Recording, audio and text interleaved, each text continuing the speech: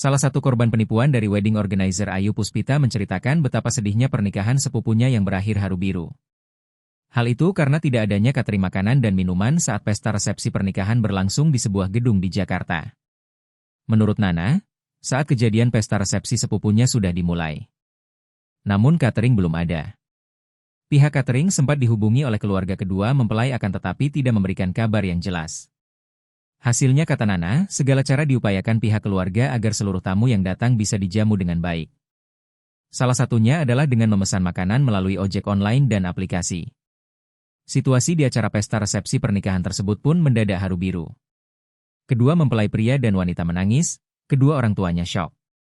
Nana masih enggan menjelaskan lebih lanjut mengenai awal mula ia menggunakan jasa WO Ayu Puspita, serta lokasi dan dana yang sudah dikeluarkan. Ia beralasan tidak enak kepada keluarga sepupunya karena suasana lagi berduka.